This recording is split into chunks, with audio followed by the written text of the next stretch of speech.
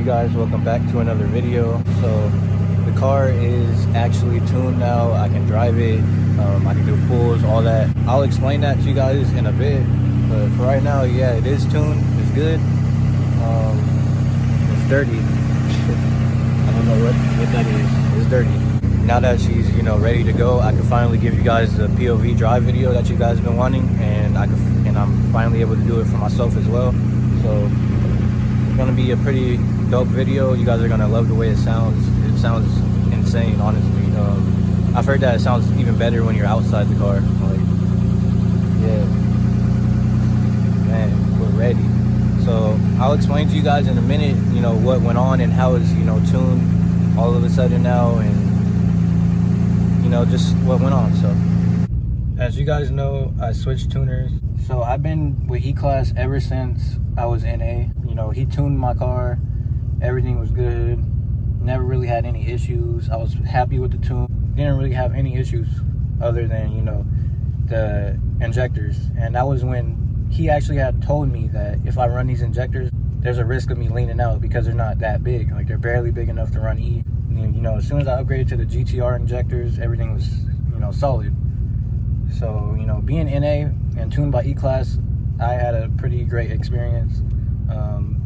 I'm still cool, with Adrian and everybody who's tuned by Eclass. There's no beef. Real reason that I went with Saul is just because it made more sense to me, because he's down the street. I could literally walk to Unique Motorsports from my house. It's literally like 2 minutes away, and I had always been going there anyways. Before I was even tuned by Adrian, I was going there. Even after, sometimes, just because that was a local shop to me. It was right there. So if I needed any maintenance, anything that I couldn't do myself, I would just take it to them. So it made more sense for me to go that route. But like I said, no hate to Eclass, no hate to Adrian. I would still recommend you to go get tuned by him if you want.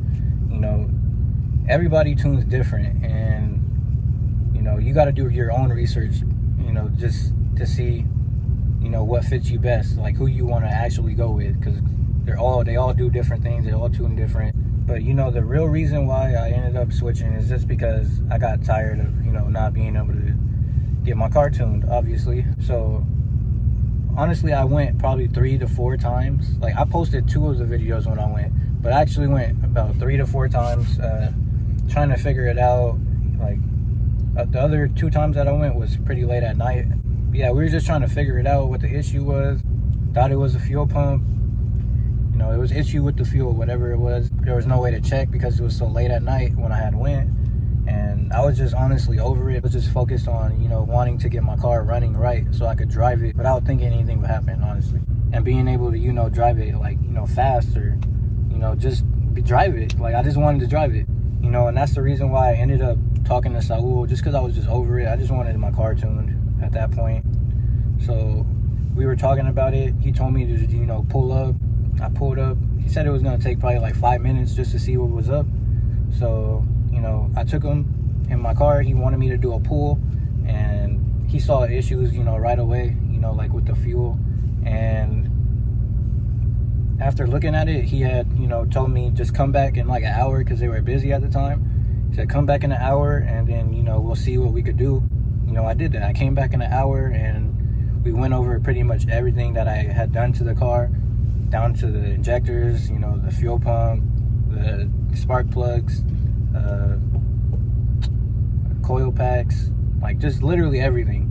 If you've seen the fuel pump assembly, there's like a little black lever that reads your gas, and it kind of like hangs off of the assembly. So that part was broken off and just floating in the tank.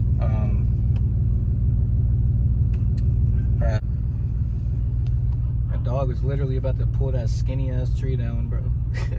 What the hell? But yeah, back to what I was talking about. So the lever was, broken. It was just floating off, and that's why my gas wasn't reading right. The fuel pump had been, blocked off. Like, the flow of it had been a little bit restricted just because of the way it was put in, and that could have caused bigger issues. And there was also an issue with my wastegate, and it was over boosting. It was boosting at like 18 psi. If my motor didn't have what it has in it now, it most likely would have blew, like if it was completely stock. but it didn't. My motor was able to, you know, handle it. So I'm thankful for that. So the issue with the wastegate was there's a part of it that's supposed to be capped off, and there's a part of it that is supposed to be left open. And basically, the part that was supposed to be left open was capped off, and the other side was, you know, left open, and they had to be switched basically. So once we did that, then we put it back on the dyno, and that fixed the issue. Like, it wasn't over boosting anymore. Right now I have it on 6 pounds of boost, just because I lowered the boost just because I wanted it to be tuned. I just wanted it to be tuned. I thought that, you know, would fix the issue with Adrian's tune, but, you know, that wasn't even the issue. It was the wastegate was, you know, messed up. So when I was trying to get tuned with Adrian, I was running 15 pounds of boost. I didn't know that before we actually started, you know, tuning the car. Obviously I would have turned it down. That would obviously require me to get a fuel return system. I lowered it a lot just because I wanted it to be running good. And then, you know, I could worry about turning up the boost later, because, you know, you can always do that. And that's why I'm on 6 pounds of boost. That's why, you know, it's not as fast as it can be right now. Obviously I have to, you know, raise the boost from 6 pounds. My goal is to hit like 400 plus. I'm not going to hit 400 plus on 6 pounds of boost, and I knew that. So I'm not disappointed on the numbers that it, you know, put down on the dyno. I'm not disappointed because I know it could do like way better. But yeah, so after we put it back on the dyno, everything was fixed. It was boosting just fine. It was hitting 6 pounds like it should. I mean, I'll show you guys the clips of that right now. Here you go.